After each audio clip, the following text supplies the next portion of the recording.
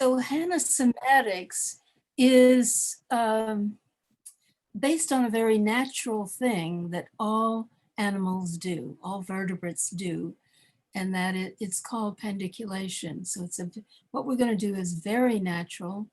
And the next slide.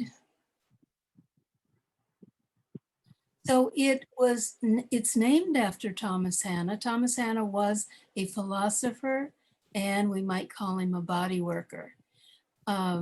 He coined the word somatics using the Greek word for the living body.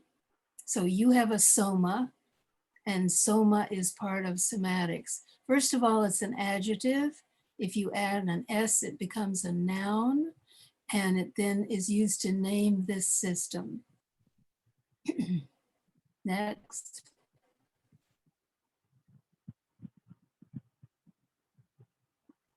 So Thomas Hanna, being a philosopher, was very fond of the philosophies that include the body. So he was a body-oriented philosopher. He wrote several books. His first one on this subject was 1970, called Bodies in Revolt. And I wish it was available in India. Someday maybe we can make some of these available more easily in India. You can certainly get it from our website, but it's the shipping is a little difficult. So Thomas further defined soma as the body experience from within. Would you take a minute to close your eyes and see what you experience inside your closed eye state?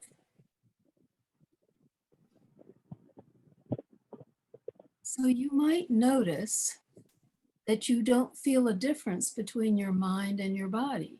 It sort of is a blend. Now in the West, and you do not have that much of a problem with it, but we in the West do, and that is the mind-body split.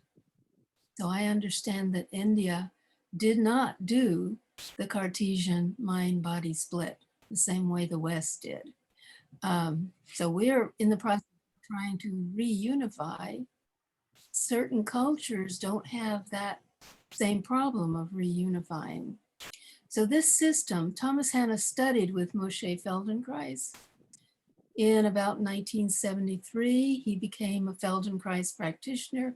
Any of you who know that system will have a sense of it, and you don't have to know it because this is an evolution from it. Hanna Somatics is a development that is similar to Feldenkrais work, but very different. So you really don't have to start over. You can just start with where we are now. So he took principles from Hans Selye. I'm sure a number of you are familiar with Hans Selye, the father of the concept of stress. Stress was very helpful for us human beings to recognize it, give it a name, and currently today in the world, there is more stress than ever before. Huge amount of stress. So being able to manage your stress to help your immune system function more effectively is very, very important. F.M. Alexander, founder of the Alexander technique, and the principles of biofeedback, which is using electronic devices to feed back your physiological changes, kinesiology, which is the study of movement, neurophysiology, study of brain and how it functions. And all of those are part of this system. This system is very brain-based, as you will see as we move along. So, Eleanor, 1 second. There's a request to speak a little louder or closer to the mic, if you can. Okay. Let's see if this will be better. Is this better? Thank you. Yeah. Ask for anything that you need. Okay, next. So he blended pendiculation. So if you've seen, let's say downward dog is a yoga posture that is a pendiculation. It is what animals do to when they have been sleeping, eating, when they're feeling stiff, they will do a pendiculation, which is a contraction of muscle groups and then slow relaxation of those muscles. So you can see dogs do it, cats do it, horses do it, all vertebrates do it. Humans also do it. They don't do it as often as other animals do, but they do pendiculate. A yawn and a stretch in the morning is a pendiculation. So it is a reflex. It is not voluntary. In Hanna Somatics, we do a voluntary pendiculation, which helps reset all the chronically contracted muscles that you do that with. So anyway, they are resetting the tonus of their muscles, and Hanna Somatics does that voluntarily, and you'll see why in just a minute. We emphasize your brain and its control of your muscles. So some of your muscles, well, I have to say that millions of people in the world are prisoners of their bodies. They're prisoners because their bodies are being restrained by lots of chronically contracted muscles. And those muscles have gotten contracted by accidents, repetitive use, of stress, illness, injury, etc. Various things will contract your muscles, and then they will continue to be contracted night and day, 24 hours a day, 7 days a week, week in and week out, month in and month out, unless something intervenes. And yoga can help quite a bit, but there's certain muscle groups that get left out. So Hanna Somatics is holistic. It works with your mind, your body, and your spirit as a whole. So once upon a time, I had a client in my office in Novato who happened to be from India. And after she had her Hanna Somatic session, she got up off the table and she said, her eyes were very big. She was surprised. She said, this works with all the koshas at the same time, which was a wonderful response because actually it does. Okay, so next. Anyway, we're very much interested in the first person perception, your perception of your experience. So we're not watching somebody else do it and imitating them. It's going to be discovered within your own body and your own mind. It's a motor intervention. In other words, the movements are very important, but the sensory feedback is also emphasized and is very important. So it completes we're calling the motor sensory loop. Sometimes it's called the sensory motor loop, but very much a part of it, as you'll see later. The awareness of your sensory experience is the mind-body connection. So every one of those is you connecting your mind with your body. And you're becoming more embodied, more connected. Next. Okay, Thomas Hanna discovered there's some classic postures, and they are the result of contracted muscles being contracted over and over and over again. And the result is these postures. You can find them. Go out on the street, you can find them all over the place. People holding themselves in those postures. So he had 3 of them plus a 4th one. He had the green light posture. Do you have an arrow there you can use? This is the green light posture. A very arched back, very extended legs, very extended arms, sort of rigid body. That's the green light posture. He also noticed what he called the red light posture, which is Here's a sort of picture of it where you are bending forward, your knees are bent, your head is looking up because you have to see where you're going. It's forward, but then it's looking up. And this happens from stress and being in startled over and over and over again, feeling depressed, feeling anxious, feeling afraid. Various emotions will put you into the red light posture. And then he talked about the trauma posture, which is you kind of bending to the side. So you can have a total C curve, or you can have an S curve where you're coming to the side, but another part of your body is going to the other side. And this we refer to as the trauma posture. The fourth posture he talked about, he called the senile posture, which in English means over 65. Now, there are many people nowadays who are over 65 who are not senile. That, 65, new 55. Many people at that age are not older people. They're very lively and involved and so forth. But the senile posture is when all of these postures are combined. So you're being pulled forward, well, at the same time you're being arched back. All your muscles are contracted at the same time. There's a lot of co-contraction of muscle groups. You're rigid. You cannot move very well in this other postural pattern.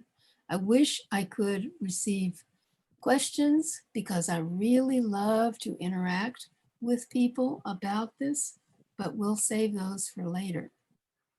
So Thomas discovered those postures in his practice. He worked with thousands of people. And the office that I am working in now is the historical office of Hanna Somatics. Thousands of people have come through that office and come out better, happier, moving more easily, more comfortable. It's rather quick because you are changing levels of brain control to the part of the brain that can actually change what's happening in the muscles. So if your brain is not contracting certain muscles, they won't be contracted. They will be much more able to cooperate with one another to allow you to move in the way you want to move. So this will all become more clear later. Next.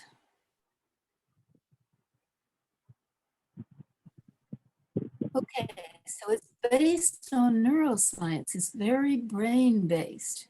You are shifting levels of brain control from the brainstem motor tracts, which we're going to look at here in a minute, to the voluntary motor cortex, which is at the top of your head here.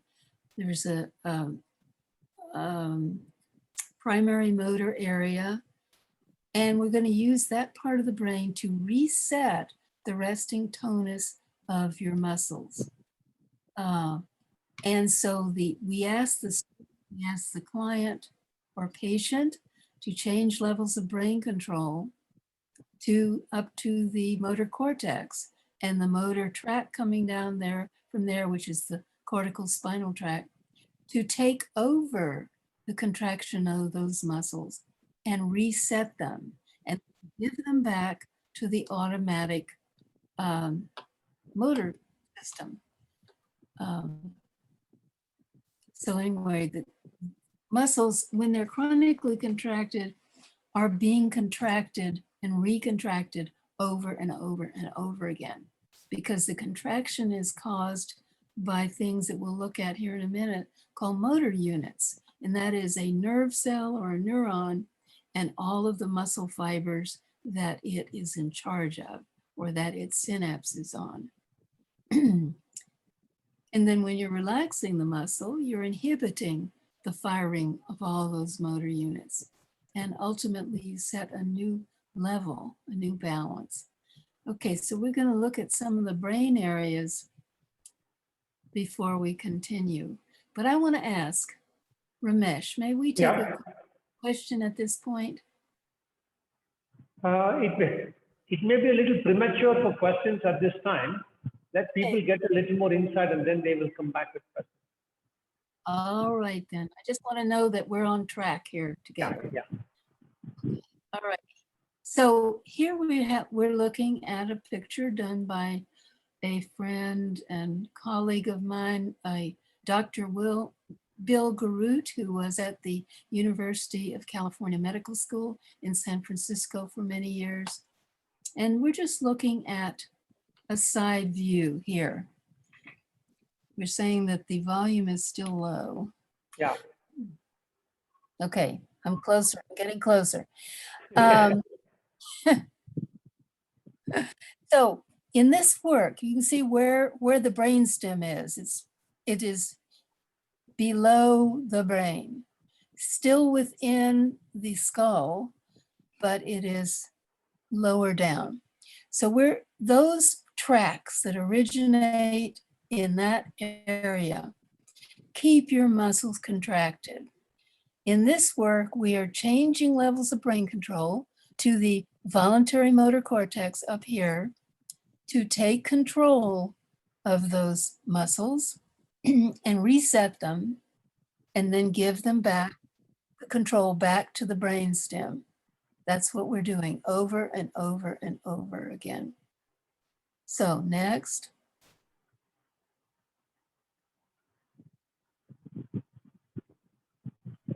So we're working with the neurons. So there are neurons that begin in the cortex.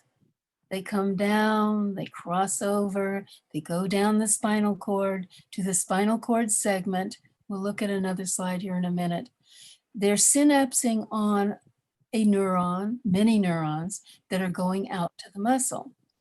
So a motor unit is the neuron and all of the muscle fibers that it synapses on that is responsible for contracting. So when you have a contracted muscle, the motor units are firing, they recycle, their neighbors fire while they're recycling, and then they recycle. So they're in there taking turns, maintaining the contraction, and it's happening on an ongoing basis.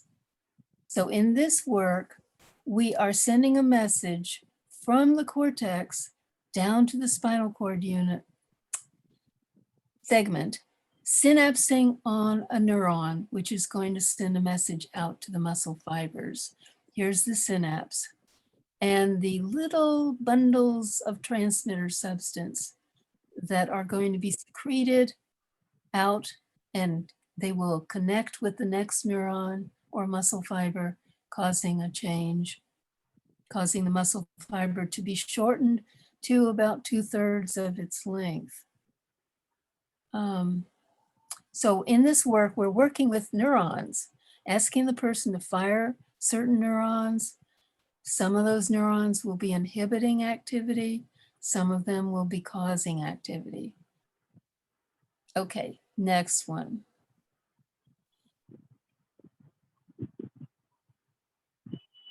So I really like this picture because this picture is a picture of neurons and their dendrites. These are structures that are receiving information into the cell body of the neuron. And as you use your neurons, there are little changes, the growth of little dendritic spines. And this is a picture of dendritic spines. As you use your neurons, they will sprout little dendritic spines, which make it possible for more neurons to synapse on them to make a change. So as you use your neurons, they grow. As you don't use them, they atrophy, they get smaller. So when you are using your neurons, they are growing or maintaining. When you're not using them, they are atrophying and not connecting up as well. So in Hanna Somatics or Hanna Somatic education, there's a concept called sensory motor amnesia. We may have mentioned that before, but right now we're going to mention it again. When you aren't using part of your body, there are brain changes that go on. And so sensory motor amnesia is sort of forgetting how to use certain muscle groups or parts of your body.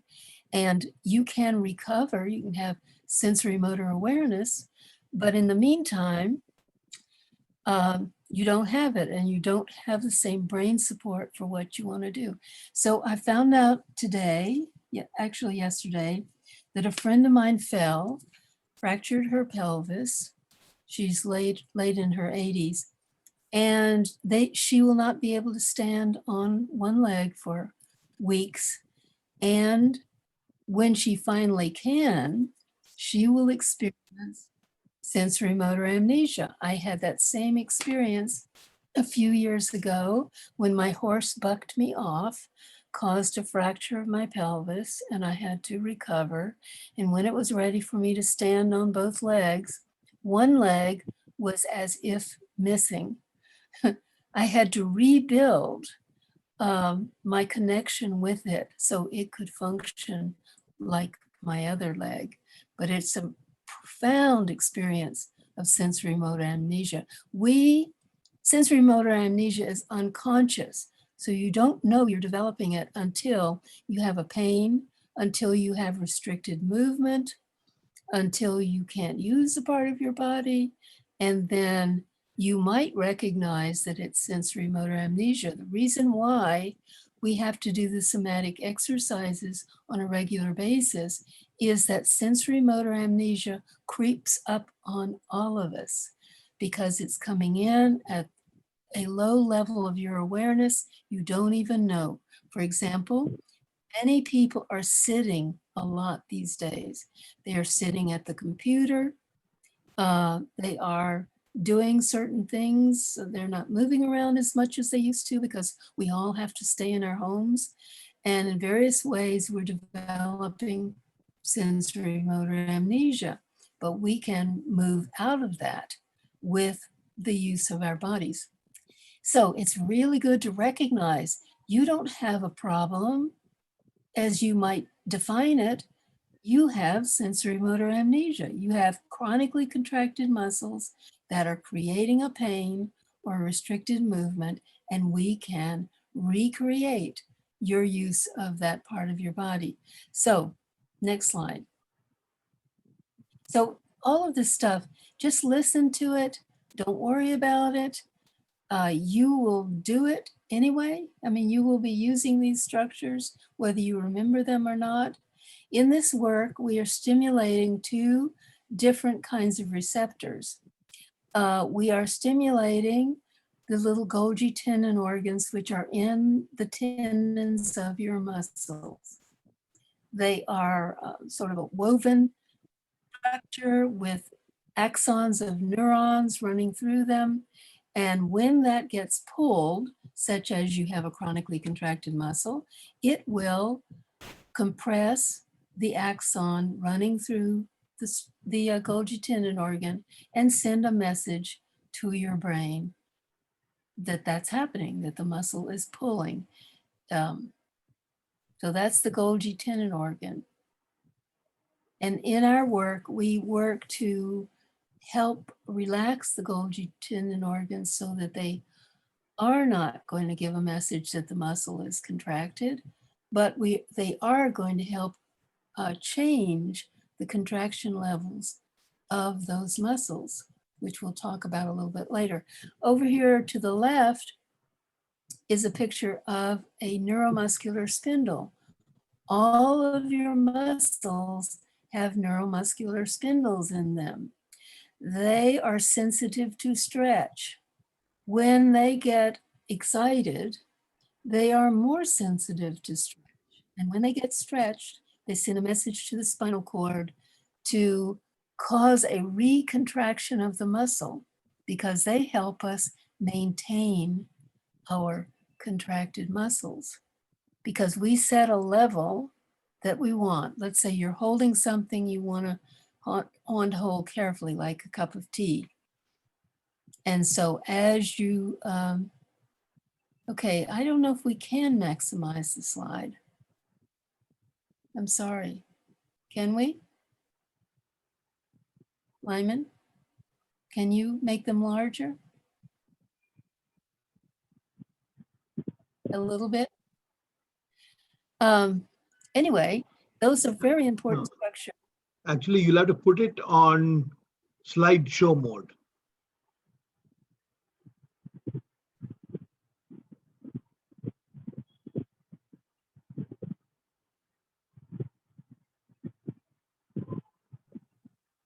There it is. So if you click the button on the, yeah.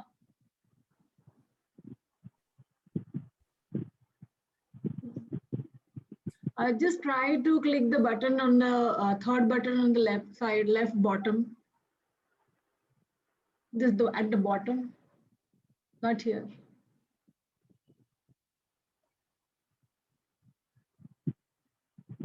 Right bottom.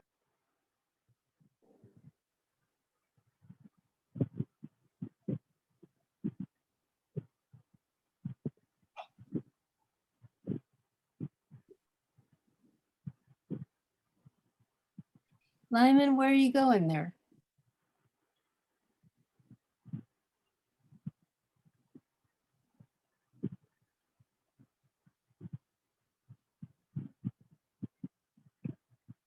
Just say no.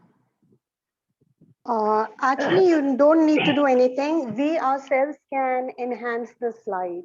So we can enhance it on our end. So I don't think you really need to do that. Yeah. Thank You can just double click on that and it will expand. Thank you. Thank you so much. Eleanor, just one comment here Okay. that even youngsters, very young kids these days seem to have extremely contracted muscles, hypercontracted. I've just got a 9-year-old boy who came to me for yoga practices and couldn't bend or couldn't move any of his limbs. So I told his mother that we will put him through somatics first, get him to loosen up, allow his muscles to loosen up. And after 3-4 sessions, slowly he has started responding. So kids as young as that who are not playing because of home quarantine are losing out on their muscular flexibility. Very good example. Very, very, very good example. And so people that you might want to help with yoga cannot do it because they are too contracted, too stiff. And so the somatic exercises can help prepare their bodies so that they actually can do yoga. And that's true. And also children, at least in the United States, are having to carry backpacks full of very heavy books. So they are being asked to do things that contract their muscles, and there's nothing, their postures are being affected, their movements are being affected. And that's when you can go to school. So for a while, they have not been able to go to school because of the COVID pandemic. Yes. So here are the neuromuscular spindles. If you could stand up, if all of you can stand up where you are, if you've got room to stand up, stand perfectly still.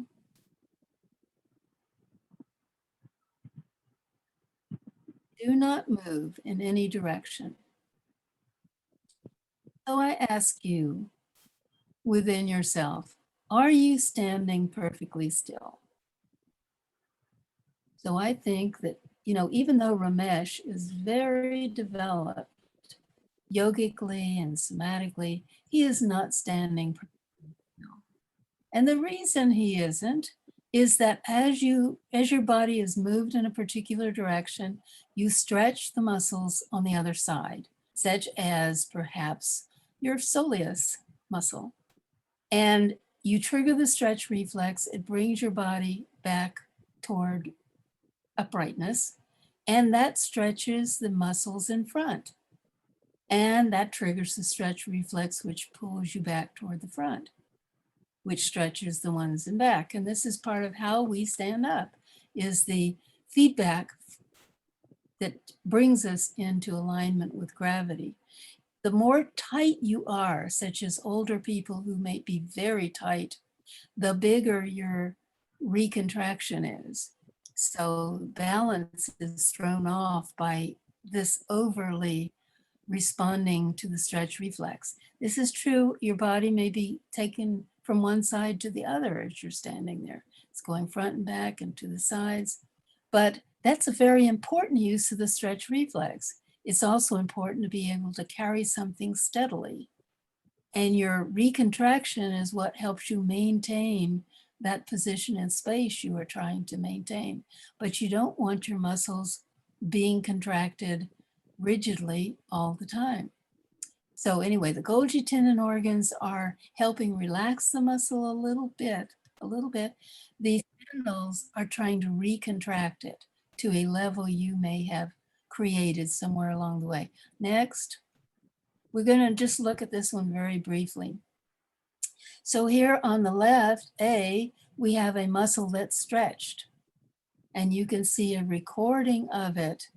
The neuromuscular spindle is firing at a rapid rate, sending messages back to the spinal cord, synapsing on the neurons going out to the muscle, doing the stretch reflex.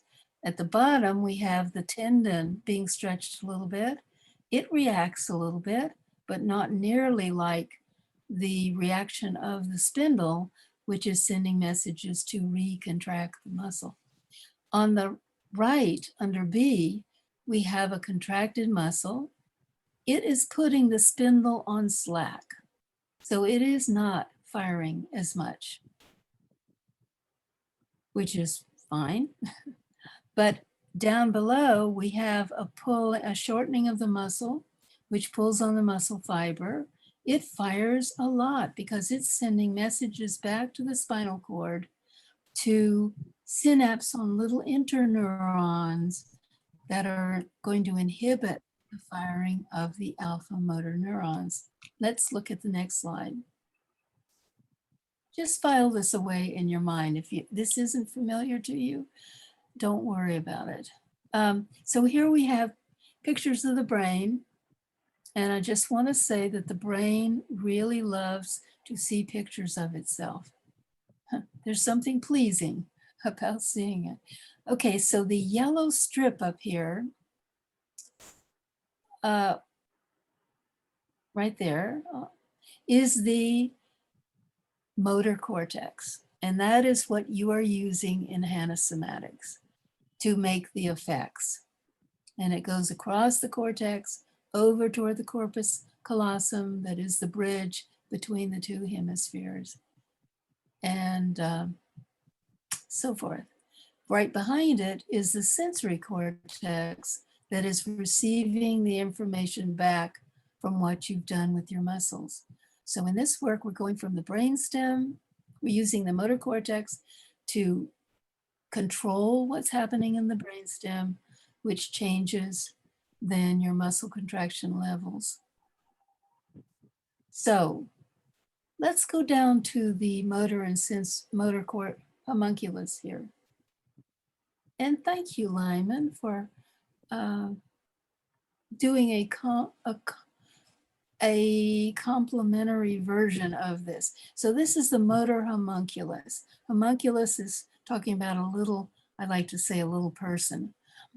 So you are mapped upside down for the opposite side of your body on the motor cortex. If during surgery they stimulate part of that cortex, you will have some movement going on in the corresponding part of your body. We like to think of it being 1/3 devoted to your face, tongue, and all of that. 1/3 devoted to your hands, and your hands start above the elbow is one way of thinking of it. Because some of the muscles for the hands are coming from as high as the elbow. And then 1/3 is sort of for the rest of the body.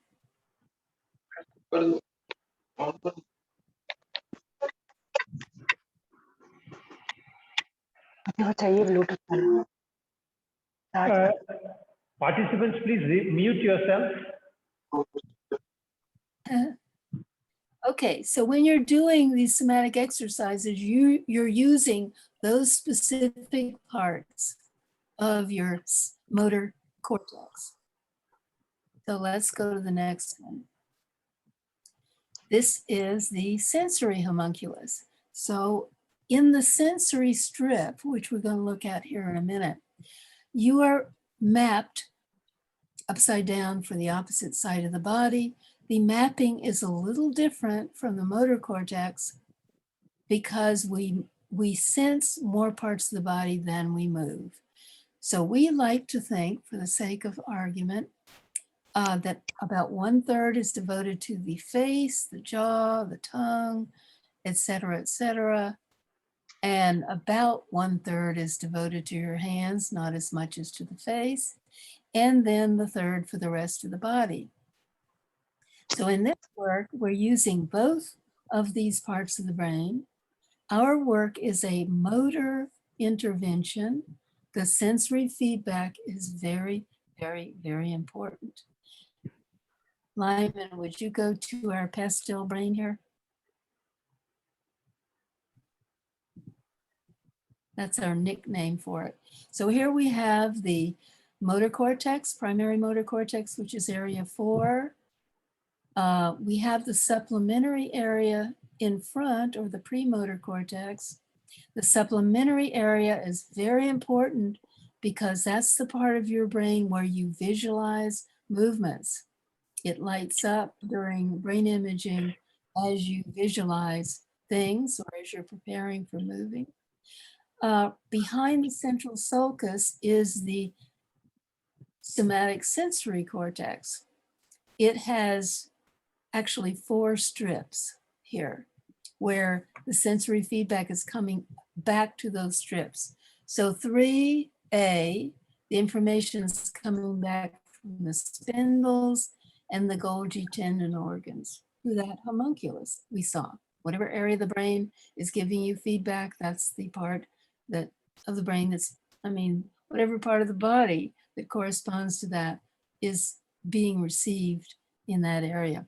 So B is fast cutaneous adaptation. So that's 3B. And that's when there's a slight change in stimulation, like your clothing moves on your body. You are not going to keep processing that information for very long. You will figure out that your shirt has moved, and that's what you're feeling. Okay, so then B, let's see. Oh, and then area 1 is the slow cutaneous. So this is something like a sensation that you keep experiencing, like a tooth that's got a problem, or some place where you have where you've hurt yourself, and it keeps on giving you messages. You don't adapt to it quickly. And then area 2 is information coming back from your joints and from your deep tendon reflexes. So all of that's coming up. It's going to come into the motor cortex by some shorter neurons, little association neurons, but some of it goes down to the thalamus and back up. So you get feedback from those receptors as to what you've done with your body. And we use that a lot in somatics and also somatic yoga. Okay, next.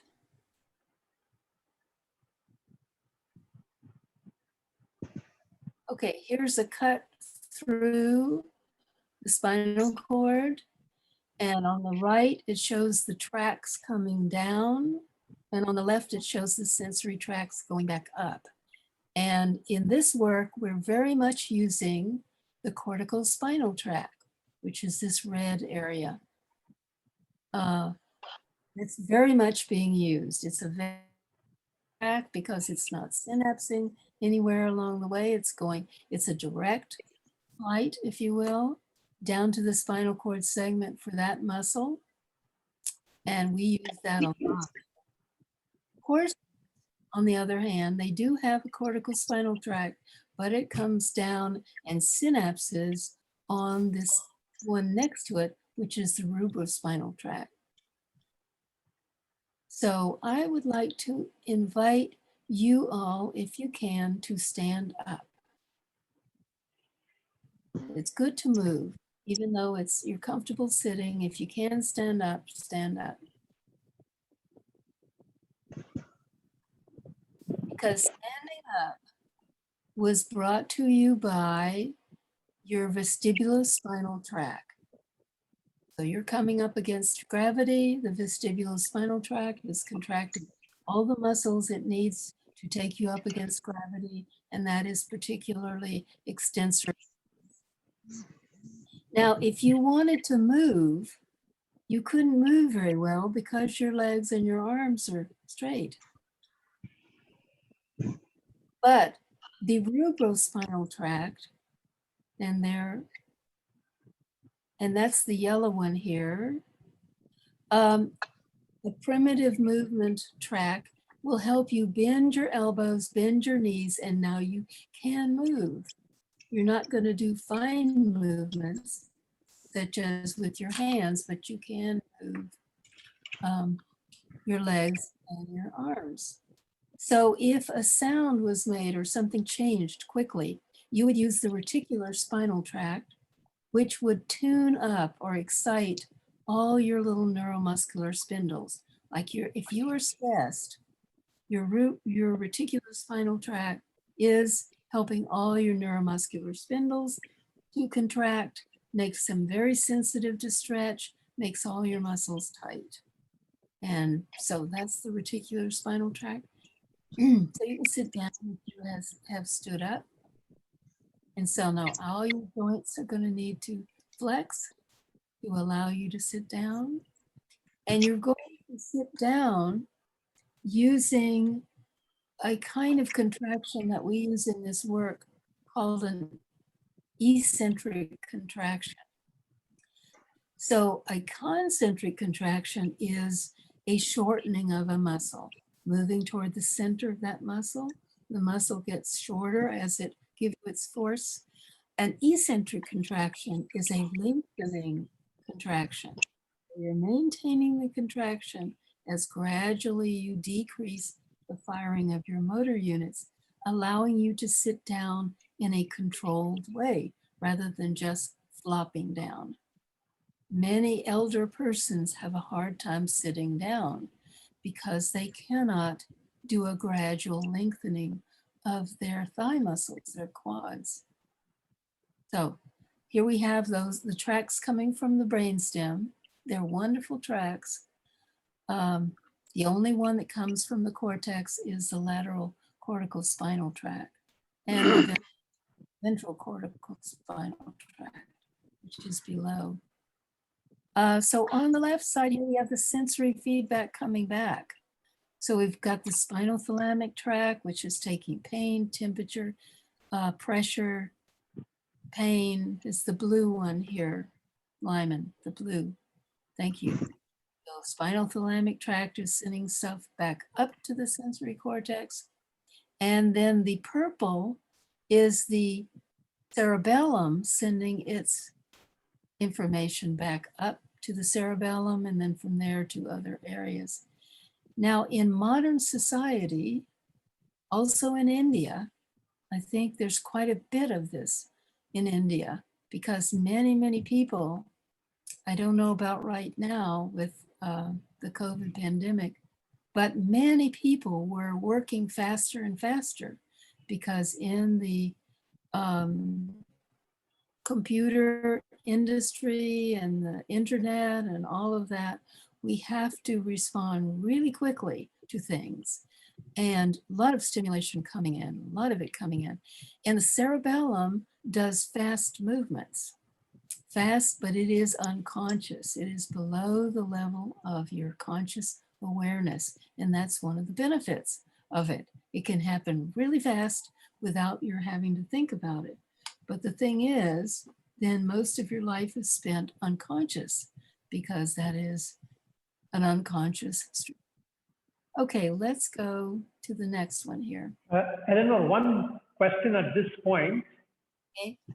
You made a mention about a lot of old people finding it difficult to sit down because they cannot stretch their muscles. Now, Well, many of the participants are yoga teachers who may be having clients who are facing similar problems. Could you give some inputs as to how to help those people get back to a position where they can sit comfortably? It might be helpful. Yes, let me finish with this next slide and then I'll talk. Yeah. So I love this slide. It's really, really clever. So here we have this little brain to the left here. You see the precentral gyrus, and the green area in front of it is the motor cortex. The arrow, the line here is pointing to the wrong thing, but it's ultimately is pointing to the right thing. The word precentral gyrus, well, no, it is the precentral gyrus. Anyway, so these two green areas, here's the cortex around the subcortical structures. Neurons from the cortex have their cell bodies in the cortex. Then the axon of the neuron is coming down through the brain, coming down through the brainstem, crossing over in the medulla to the opposite side, coming on down to the spinal cord segment for what's called the lower motor neurons. It synapses on what's called the alpha motor neuron. It goes out to the muscles. Now, it may synapse on little interneurons here. Can you show where the interneurons would be, Lyman? Right. So if it synapses on interneurons, it will quiet down the firing of the lower motor neurons. It will inhibit them. It will decrease their firing.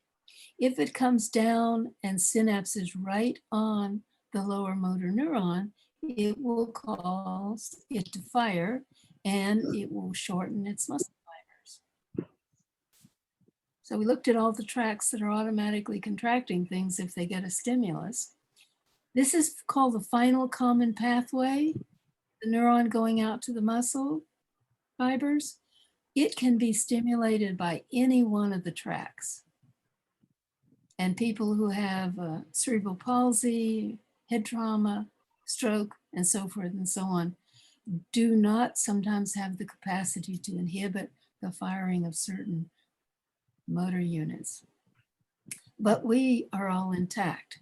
So we can have our cortex send a message down to inhibit the firing of motor units, or we can excite it to cause a contraction. So with the question here, what about the stiffness? In yoga, frequently what has been done is to stretch the muscles to make the body be able to do things. In this case, we're going to get the person's brain to decrease the output to those stiff muscles so they can lengthen. They're only stiff. They're not stiff all by themselves. They're stiff because they're getting stimulated to shorten the muscle fibers over and over and over and over and over again. But we can take over. We can use our cortex to inhibit the firing of those motor units, allowing those muscles to lengthen, to be softer, to be able to move where you want them to go. So one of the things you can do, you can help them go through some of the somatic exercises, which will help a number of muscles become less contracted, more flexible, easier to move. Or you can target a particular muscle group. And the muscle group that you're targeting, we were doing this in the somatic yoga class today. We were working, let's say many of your people cannot sit cross-legged very well. Their knees cannot go out to the side very well because the adductors of their legs are very tight. So you can have them sit with their knees as far apart as they can go, which may not be very far, and you can have them bring their knee in toward the midline. You can have them put their hand on the inside of the knee, so they can pull in against resistance and then slowly let their knee come out to the side as far as it can go. And then press in against your hand or their hand and slowly coming out to the side.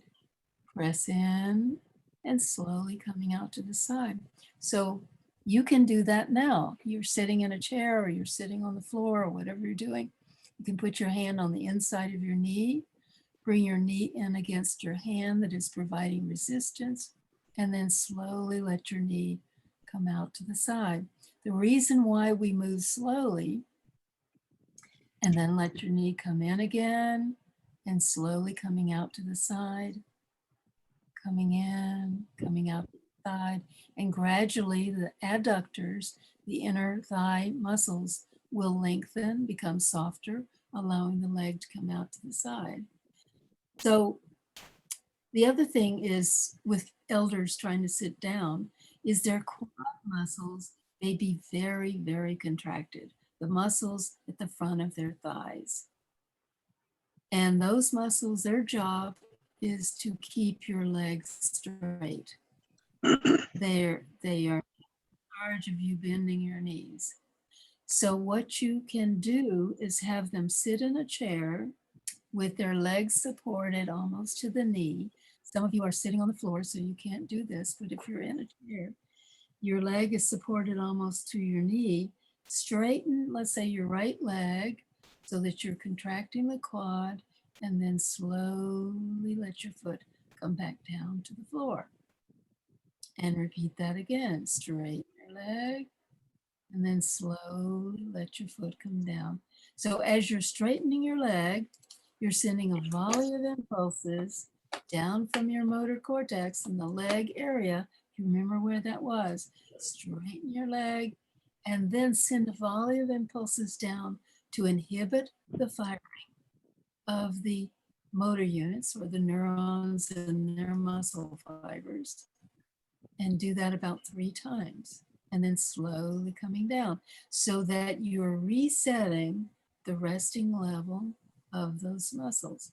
And then if you're doing it thoroughly, you'll want to have them turn their foot in and straighten their leg and slowly come back down 3 times. The other thing is take your foot out to the side, straighten your leg, slowly coming back down. And as you finish, the difference between the 2 thighs, the thigh that's tight is still going to feel tight. The one you've worked with will be much healthier to the touch, much more resilient, So a muscle gives you its force when it does a fresh contraction. If it's already 100% contracted, it has no reserve to come in to contract any more than it's already contracted. So it will act like it's weak. It won't follow your requests very well. And it's not getting good circulation. It won't get the nutrients, the fluid, the oxygen that it needs. It'll just be tight. Just sit, it's getting enough to stay alive, but it is not fully functioning. Any more questions along those lines? Anyway, you can do that with all muscle groups. So in my somatic yoga class, one of the things that I do when we run into an area that people are having trouble with in terms of contractions that aren't allowing for movements, we'll do a somatic exercise that helps them free that area. So let's do a little bit of that, a little bit more. Anything else you want to do, Ramesh, here? I think one of the things, go ahead. You can speak a little closer to the mic because when you give instructions on that knee, sometimes the voice was trailing, so I don't know people whether they got it correctly or not. But one demonstration at this point in time will clarify concepts much better, particularly the slow release. Great. Do you want to demonstrate that? Because we can put you, why don't you show it there. You want me to be on a mat, or you want me to? What? No, for that one, we need you sitting up. So, Okay. and you have to Yeah. get far, Ramesh, you have to get far enough away that we can see your whole body. Right now, we're only seeing your shoulders. You want me to come out of screen share? For now, there's one more slide here, but I think Vanny is saying, please remove the screen share. Good idea. And if you want to pin Ramesh, if you know how to do that, on the top right-hand corner of his picture, there is a blue box with 3 dots. If you click on there, it will give you a menu, go down to pin video, and you can make Ramesh very large and very clear. So how about, can you go back a little more so we can see your feet and your legs? Now, it's really helpful you're not on a seat that rolls, but he can still do it. It's also nice if your legs are supported almost to your knee, because basically you're going to straighten your leg. You're not going to pick your whole leg up. So Ramesh, if you will straighten your leg, let's do the right one. Yes, and so someone is suggesting you can also do speaker view for him.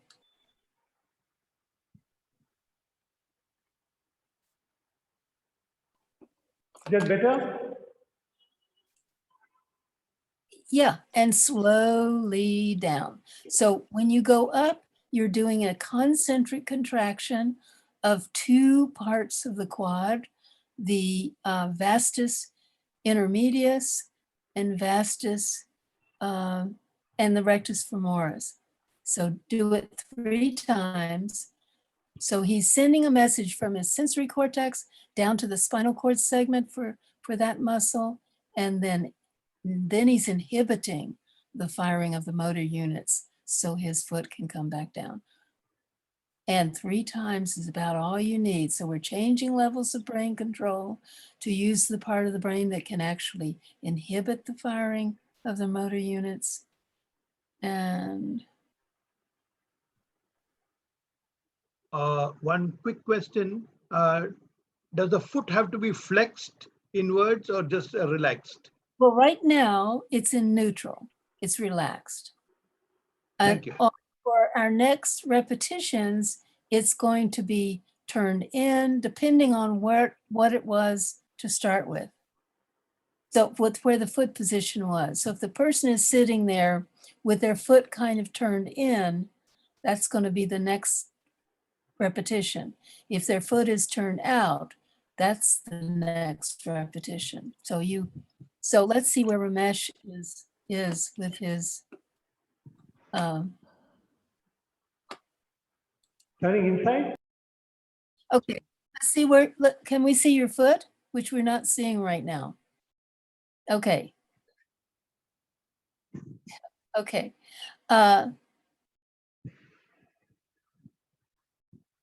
He's going to change chairs.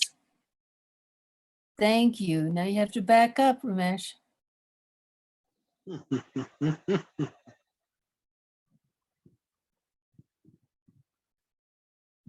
No, he wasn't changing chairs. He's changing stands for his.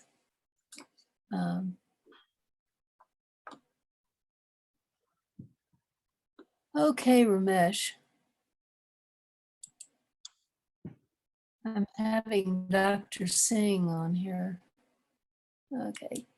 So his foot seems to, hold on, where are you going? And now he's changing chairs. Okay.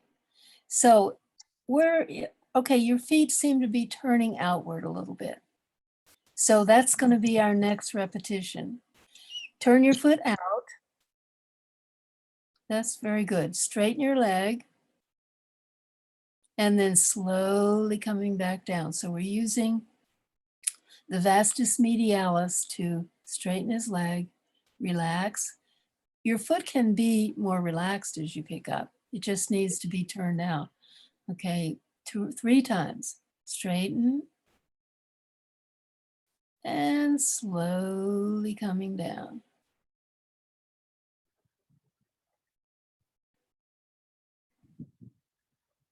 And again, straighten. And coming down. So we're working with his vastus medialis. And now turn your foot in and straighten your leg. And slowly coming back down. So we're using the vastus lateralis now.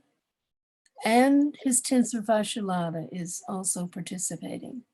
Slow coming down. It has to be slow because the cerebellum would love to be doing it, but it would do it faster. It would do it smoothly. It would do it in a very coordinated way, but it cannot reset the resting level of the muscles. Very good. And now you palpate your quad, your front of your thigh, and compare it with the other side of your leg. So are you palpating your right leg? So with Ramesh, with your fingers straight, hold on. With your fingers straight, just gently press into the muscle. So you're not going to be probing or squeezing or doing those things. You're just touching to feel how resilient the muscle is. Very good. Now, how does that compare to your other thigh? Is one of them softer? Is softer. Your right leg is softer. Yeah. So now you can do that with your other leg. And they can be the same. So straighten. You're doing a concentric contraction and then slowly coming down, which is an eccentric contraction. Your motor cortex, if you do it slowly, is going to do both of those, both the concentric and eccentric contraction. Eccentric contractions are more work than concentric contractions. And great, turn your foot out.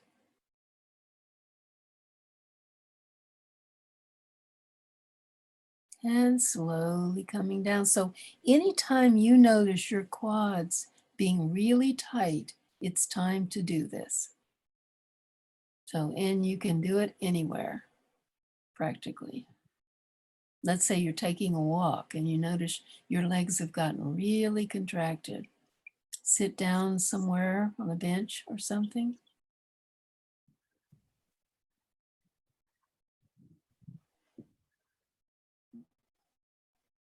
Slowly, slowly, slowly. You know that expression, slowly, slowly. This is really, and the thing is so nice for elders because they go slowly. And no, your foot doesn't have to lift up that high. The foot can be very relaxed. Yeah, and so the thing that I tell people sometimes is that if you will do these slow, I'm going to say something about shaking coming down. If you will do these slow, you can do everything else faster than ever before because your muscle groups will not be fighting each other. So for example, if your quads are tight and you want to sit down, your hamstrings will be contracting, but your quads will be resisting. They are not wanting you to bend your knees. Their job is to keep your legs straight. So how about stand up, Mesh? Okay, and then slowly sit down so we can see you sitting down. Let's see you sit down.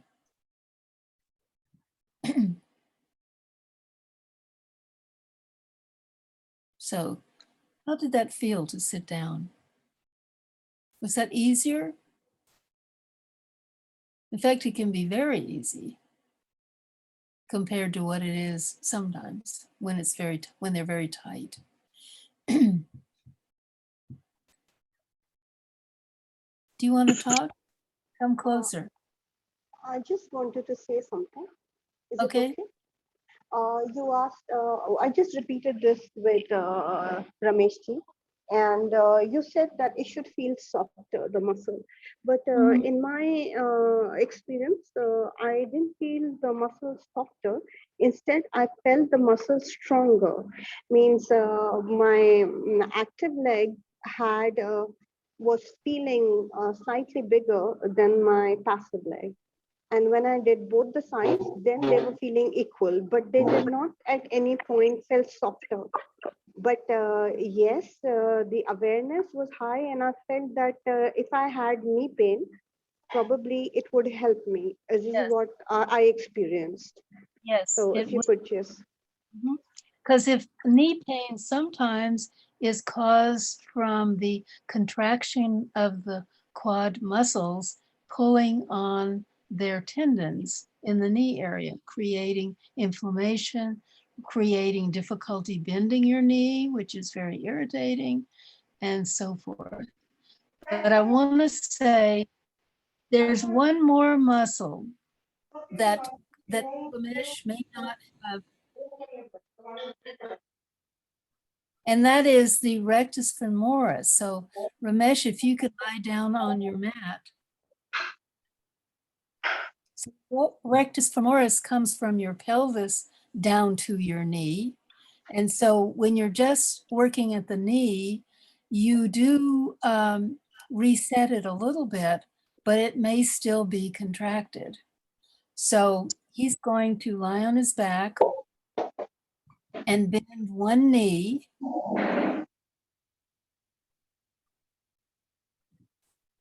So he's going to bend, let's say bend your right knee, Ramesh. Thank you.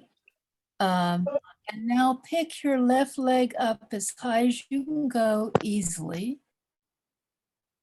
And if you're working with a person, you can support them. And now slowly bring it back down. So you ask the rectus femoris to pick the leg up, and now you're decreasing the output to it so it can lengthen and your leg can come back down. You know, in yoga, if you're doing child's pose or other bent knee poses, sometimes it's very difficult if the quads are too tight. They do not want to lengthen to let you bend your knees, and slowly coming back down. Now, if you're working with the person, you can support the leg so that they can easily bring it down slowly. If you're doing it on Zoom, they will have to do the whole thing themselves, which is a good thing, actually. And then slowly coming back down.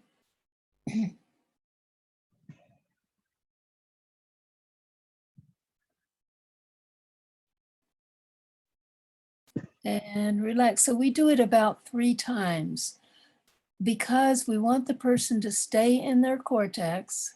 If you do many repetition, the person's brain says, I've got it. We're going to just do 10 repetitions of this. I can do it. And I can also think about going to the grocery store or getting together with my family or what we did yesterday or some other thing. So Ramesh, how is your left leg feeling? So you can palpate it and see. Sometimes that will be the additional relaxation of the muscles that makes the quad very ready for whatever you're going to do. Right, thank you. Good. Very good. So what was that for you, Ramesh? Can't hear you. Can't hear you.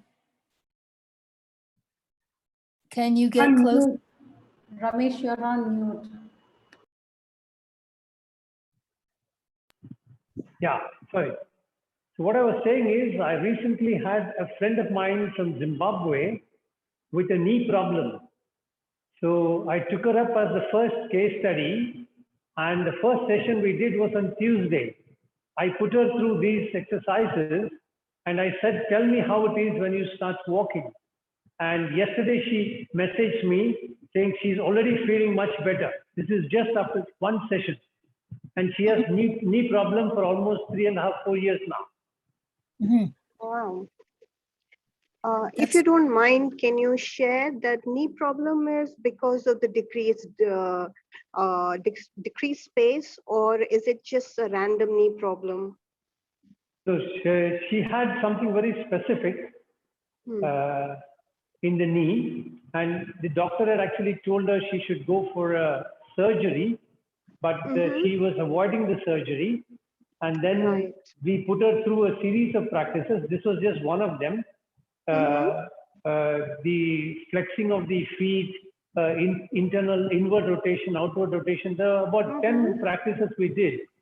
Right. And then we asked her to continue twice a day, and she's already feeling better.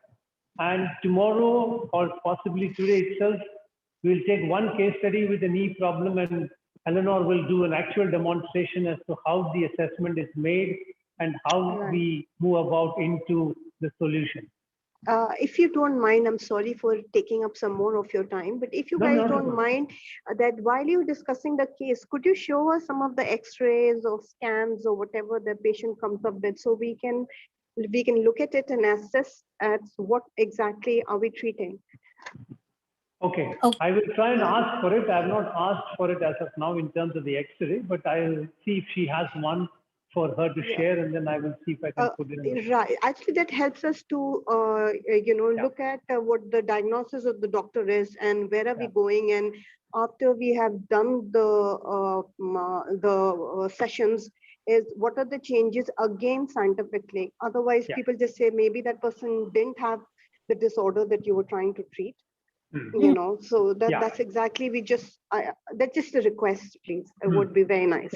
Yeah, we'll Thank try. you. Okay. Yeah, So I have a question. One more thing. When I'm lifting the knee, I'm getting the cracking sound. What should I do for that?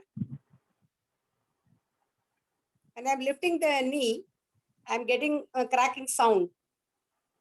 How? Can you hear me?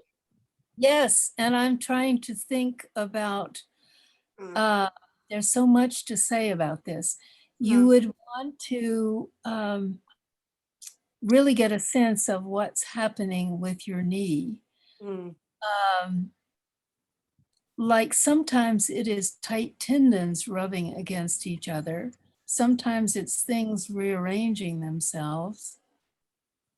So really need to look at your knee to get a sense of it. But I want to back up and say, we are not treating anyone.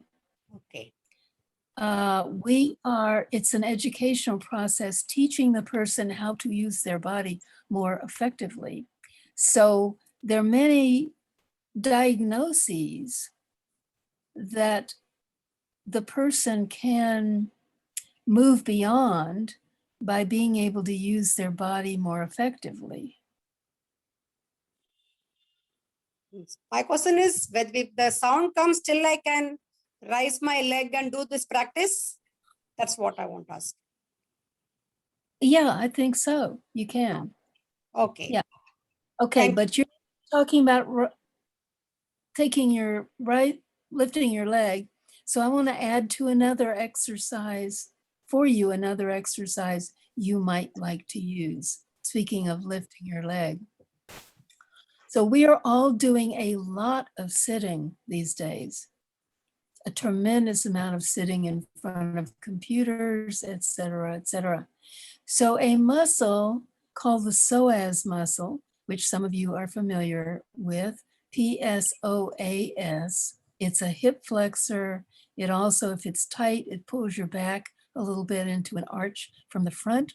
It may cause some pain coming down the side of your leg or coming down through the groin, various areas. And so this exercise is something you can do anywhere. You can do it at work, you can do it at home, you can do it all kinds of places to keep your psoas from being chronically contracted. So I don't know if any of you are familiar with that within yourself, Yes. but many people are dealing with it. So if you sit in your chair, if you're in a chair, if you're not in a chair, you can do it with your leg, one leg extended out in front of you. So if you're in a chair, which is probably one of the best ways to do it. So can you type the name of it there, Ramesh? Like in Yeah. chat? Eleanor, can I get a question in some time? Yes, please. I have both my knees replaced and my left knee has taken a beating on the ACL, the ligament that is median. So when I do this prescribed lifting exercise, I have pain. Is pain an indication that I should stop exercising or should I keep on? Yes, it's an indication you want to stay within your comfort zone. So in this work,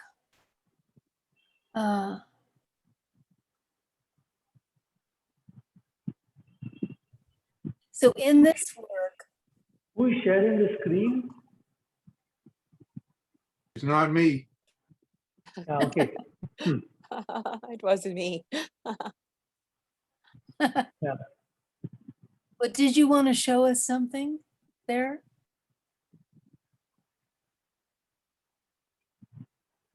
Okay, so let's do before we talk anymore about what we were talking about here, let's do the psoas release exercise. So sitting in your chair, pick your right leg up. So if you have shoes on, it's better without shoes on.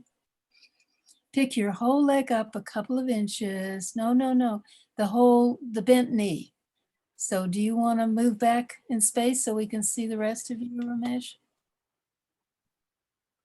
Now your camera is going to need to come down so we can see you.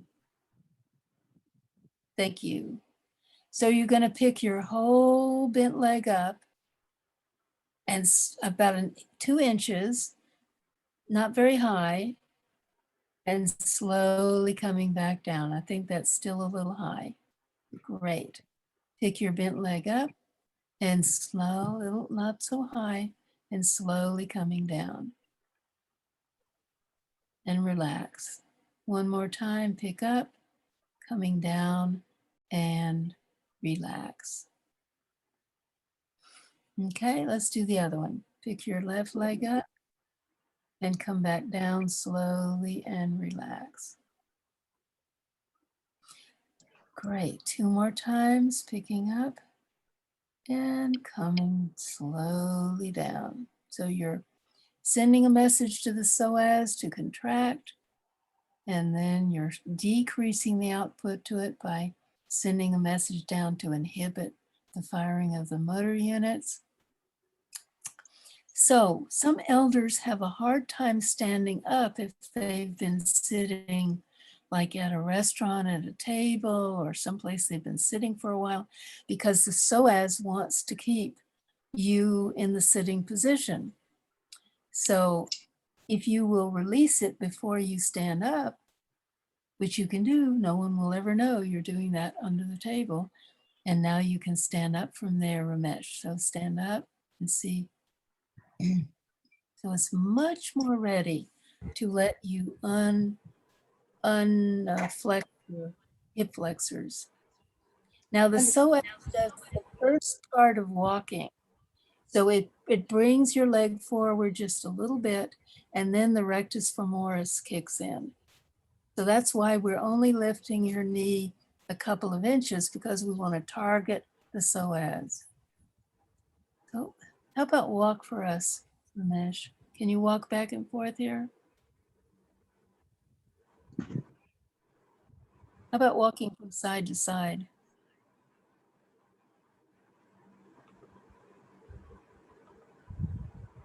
Okay, that looked pretty easy, bringing your leg in front and also behind. See, legs can only go as far forward as the muscles behind will allow. So some of your elders walk with a very short gait because the leg cannot come out far enough because the muscles in back are holding it back. So as you free the muscles, then the person can walk with a longer gait. So Can what I do ask you, a question, Eleanor? okay. This is Nandini here. When we're sitting down and doing these exercises, is it important to have the knees a bit higher than the hips, or is it okay if they're lower? No, it's really good if they're lower. It's better if they're lower? Yeah, it's actually better to sit with them a little lower than Okay. your pelvis. And the psoas exercises, how often can they be done in a day or? Okay, that's a really good question. And here's the point. If you could do them every hour, Okay. but Okay. there's no need to do it every hour. Also, if you do it every hour, your brain will say, I got it. She's doing her psoas exercise. I think I'll think about something else. And it becomes done on automatic pilot, and that won't give the same effect. So if you do it, let's say twice a day, or maybe 3 times a day if you needed to, you might keep it fresher so your brain will use the motor cortex rather than turning it Right. over to the cerebellum. Cerebellum, you do it. Yeah. Okay. Thanks. Mm. So there's a series of exercises with this system that Ramesh may demonstrate here for us a little bit. But let me do something for your neck. How many of you have shoulder tightness or neck tightness? Anybody in here? I can't see your hand. Yeah. Okay, so Ramesh is gonna demonstrate. Now in this work, we usually don't demonstrate because we don't want you to watch a model and imitate it because those are different neurons. Those are mirror neurons and they do imitation, which is a really wonderful form of learning, but it can't let you reset the resting level of your muscles. So Ramesh is gonna demonstrate, we're gonna do it with him. And you can peep at what he's doing a little bit, but mainly I want you to find it within your own brain.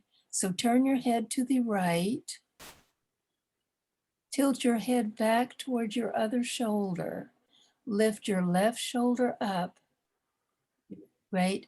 And now let your head come forward and your shoulder slowly comes back down.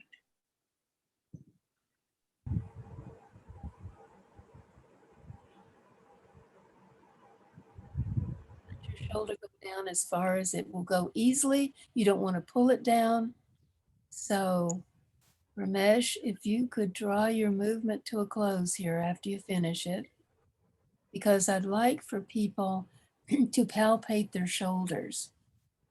So with these flat fingers we were doing earlier, kind of press your shoulders gently and feel how tight they are. If there's painful area, or firmness, tightness, like sometimes it's like a knot. Just sort of touch your shoulders around because we're going to see the before and after. We're going to feel what it's like before we do these and what it's like after. So you did 2 of them, Ramesh. He's working with his upper trapezius right now, and he's shortening it. And then he's going to let his head slowly come forward and his shoulder comes down. Someone was asking you earlier about what if it shakes a little bit as it comes down. So what that is sensory motor amnesia. It's a muscle that's out of your control. You're beginning to control it again. The motor cortex works with feedback. So as you're doing it, your motor cortex is saying, are we finished yet? Are we there? What are we doing? How's it going? All this stuff. And so it may do too much, too little, too much, too little. And so it comes across as shaking a little bit. But as you do it several times, it will smooth out because your cortex is learning. And then you have control of the muscle. So there are 2 muscles that lift your shoulders up. Ramesh, would you take your shoulders up toward the ceiling? So when we're stressed, take both of them up. Take both of them up. Take your other one up too. Okay, when we're stressed, those two muscles lift your shoulders up. That's a cranial nerve, a brain nerve that helps take your shoulder up. And they stay that way. And so you're running around holding your arms with your shoulders. That is hard work. Your arms are very heavy. The thing about Ramesh is he is somatically prepared. So his shoulders don't look like some people's shoulders would look because his shoulders are resting on his rib cage. But we have to do this periodically because we're all being stressed. Either we're being stressed right where we are, or we are vicariously experiencing the stress of other people globally. Like, for example, in my class today, we were very much remembering India and the number of cases that it is dealing with right now and sending our very best wishes. So it's far away, but we're experiencing it also. So Ramesh, turn your head now to the left. And now we're going to work with your other upper trapezius. Head back, and then slowly your head comes forward and your shoulder comes back down. Great. And so you can do this anywhere. You can do it in the office, you can do it at home. Anytime your neck feels stiff, you can do this and reset the resting level of your muscles. So you can do it with him and coming down. And relax. Let your shoulders relax. Let them rest wherever they want to rest. So that's one of the two muscles that lift your shoulders up. Thank you for slowly coming back. So now we're going to work with the other muscle that does that. It's called the levator scapula muscle. So turn your head to the right, Ramesh. Tilt your head to the right. So now tilt it toward the right. Toward your right. You know where your right is? Hold on, let's come back. Tilt your head to the side, to the right side. Yeah, okay. So we turn with this muscle spirals on its way to your shoulder blade. So you turn to the right and then you tilt to the right. Then you take your right shoulder up towards your head, right shoulder up, and tilt back a little bit. Tilt back toward the back, back behind you. Other way. Tilt back behind you. Toward the back. Okay, now bring your head forward a little bit. Tilt your head forward. Come back toward the center. Come back toward the center. Let your shoulder come back down. Great. Oh, I'm seeing that right shoulder is now lower than your left. Okay, turn your head to the right. The right. Tilt it to the right. Take your right shoulder up toward your head. Tilt your head back a little bit. Bring your head forward, back to the center, and your shoulder comes down. Let it relax. One more time. Turn your head to the right, tilt to the right, pick your right shoulder up, tilt your head back a little bit. Great. Bring your head forward, back to the center, shoulder comes down. The reason why we bring your head forward, it's hard to rotate your head when it is tilted back. It's easier when your head is in line. Okay, now we're looking at your shoulders. Can you see Ramesh's shoulders and see how they are in relationship to one another? Now he might not be able to feel it, but we can definitely see it. Let's have him match his shoulders.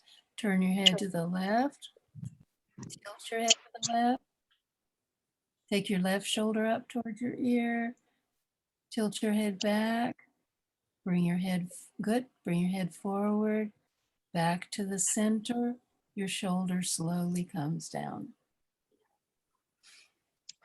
Okay, turn your head to the left, tilt to the left, take your left shoulder up, Tilt your head back a little bit. Bring your head forward. Back to the center, your shoulder slides down. Turn your head to the left. Tilt to the left. Take your left shoulder up towards your ear. Tilt your head back. Bring your head forward. Back to the center, and your shoulder comes down. Let's see if he's matching his shoulders here. A little bit more. So let's work with one more muscle in your shoulders. Bring your bent arm out to the side. Let's do the right arm a little bit. Nope, that's not a little bit. Bring your arm down to your side. Good. Now just take it out from your body a couple of inches. Yeah, and slowly coming back down towards your body. We're working with a muscle called the supraspinatus. It's underneath the upper trapezius. Pick your arm out to the side a little bit and slowly coming back in. Take your arm out to the side a little bit. So we're targeting the supraspinatus. Slowly coming back down. Was that 3 times or 2 times? 3. 3. Thank you. Let's do the other one. And this time, bring your right hand up on your shoulder in front of your shoulder blade. So your shoulder blade has a ridge, a spine here. Bring your fingers just in front of it. And that's the supraspinatus. And you have to use your other hand to do that, Ramesh. You have to use your right hand to reach around and feel your left. Oh, in front. In front, reach around in front. Okay, now bring your arm out to the side a little bit. And then slowly coming back in. Can you feel that muscle contract and then let go when you let your arm relax? Take your arm out to the side. Feel the muscle contract. Slowly let your arm come back in and relax. Let it be heavy. Bring your arm out again. Come back towards your body. Let your shoulder and your arm relax. Now, hopefully you could feel that. Let's palpate your shoulders and see if you notice a difference between what they felt like before and what they feel like now. So they might be a little more resilient to the touch. They might be a little less painful if they were painful before. If you had sort of areas that were like knots, they might not feel them anymore. And so you have reset the resting level of some of your neck and shoulder muscles. Yes, it's very relaxing. Now you might be able to turn your head more easily because I just want to share experience. Like I did it from left side only, not from right side. And my left shoulder is softer than right one. Great. Great. And someone said they're moving more easily. There is a question, Eleanor. Yeah. There's a question on the chat box. Okay. It says if the muscle being exercised heats up later, is that okay? Okay, where is that one now? It's in the chat box. That is very okay because that is increased circulation to the muscle. So it may become warmer. And that's good, actually. It's very good to have good circulation to your muscles. It's very, very important. Okay, other questions here. These are wonderful exercises in terms of decreasing your stress level, easing your movements. It really helps with driving. I don't know how many of you are driving these days, but it really helps to be able to look over your shoulder if you're driving and other things. If you're doing yoga poses that require you to use your neck and shoulders, you can do them more easily because you can move into the position you're in, and you can balance yourself better. So we have a little time left here. Let's see if there are questions. So there's a daily maintenance series that we might demonstrate tomorrow that are not really exercises. They're done slowly, they're done gently with awareness. They are a great preparation for yoga. Eleanor, Yes. I have terrible pain in my scapular region, in interscapular region. Would you like to tell me what to do? Okay.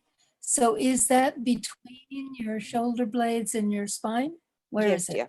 Yes, dear. It's Oh. between, and it's more pronounced on the left side. Is this something you typically have or you're having right now? I've been having it for the last 10 to 15 years. I've not been able to answer this. So let's do a little something for that. All of you, we can all do it. Roll your shoulders inward and bring them toward the front. And then slowly let your shoulders go back where they belong. So we'll do it a couple of more times. Roll your arms in, shoulders toward the front. Elena, what breathing do we do at this time? Point. In this work, we inhale on the contraction, which is the coming forward, and we exhale on coming back. And we're just going to do it 3 times. Inhale and slowly coming back.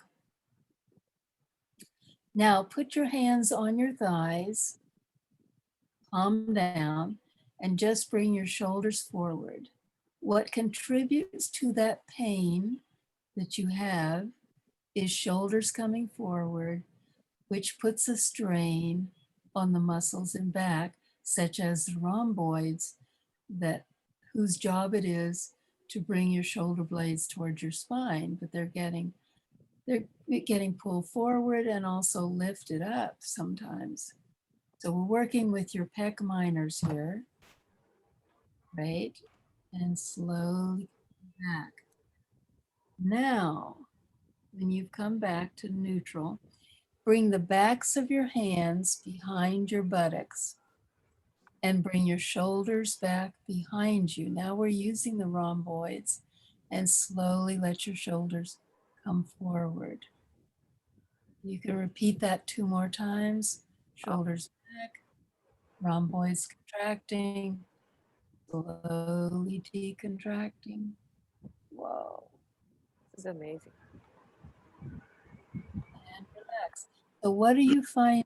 And now you can let your arms relax. What did you find that was amazing? Someone said it was amazing. What did you? The second part, when I actually put my hands behind my butt and moved my body forward, I felt a stretch on my left side, which has been troubling me. That released something. Great. That's wonderful. And then Thank you, dear. Thank you. welcome. Elena, there are 2 more questions. Okay. One says, when I sit on the ground, my legs get numb and I have to keep shifting. The same happens to my left hand when I sleep. Okay. So what's happening there is that somewhere the nerve that would be bringing you sensations from your legs is getting compressed. And so we would want to look at your posture, see which muscles are compressing it, help reset those muscles so that when you're sitting on the floor, your legs won't go numb. So they go numb because the information coming back from them is getting stopped by contracted muscles or the pressure of your body sitting on the contracted muscles and that's pressing on the nerve. Same thing, many of you have probably experienced your hand going to sleep. And so when you're lying on your side, or even when you're lying on your back, if your muscles in front are tight, such as the pec minor that we were just exercising, the nerves going to your hands come from your neck between two of the muscles, two of the scalenes. They come under the collarbone, they come under the pec minor, then they go down your arm to your hand. If your shoulder is coming forward, shortening the muscles, pressing on the nerves, your hand is going to be numb. It's going to go to sleep. And when you come up and move your shoulders and everything, allowing circulation and neural flow along the nerves, your hand then regains its normal sensations. So if you will do some of these exercises that we did, you will be less likely to do that when you're sleeping, pressing on nerves, causing the numbness. So for example, if your pec minor is tight and you lie on your shoulder, everything's going to get shorter, it's going to press. If you're lying on your back and those muscles were short, they're going to get pulled back toward the bed and they are going to press on the nerves. So as you help those muscles become more functional, you will not have as much of a tendency for things to go to sleep.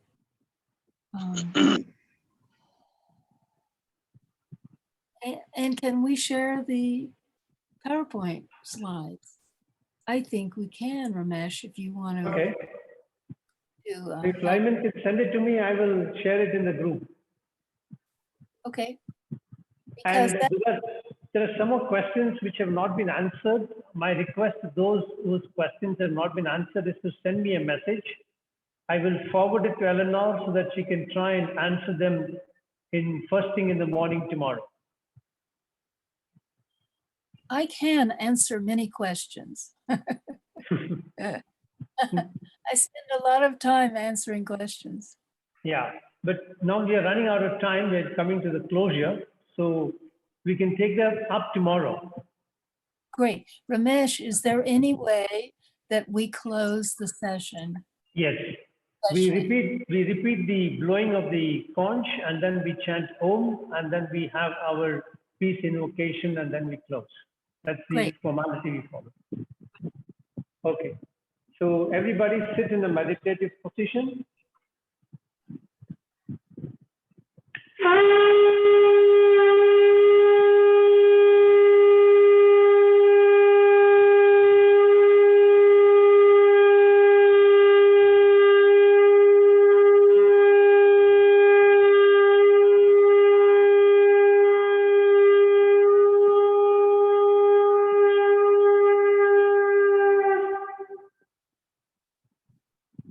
Get ready to chant Om 3 times.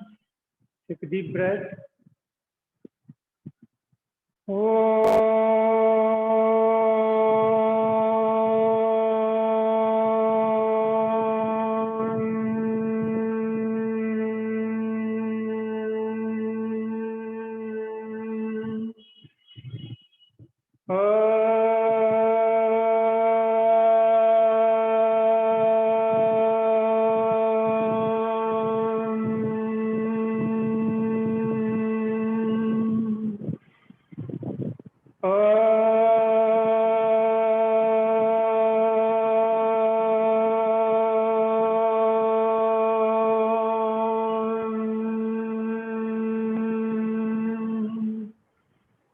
Shanti mantras, peace invocation.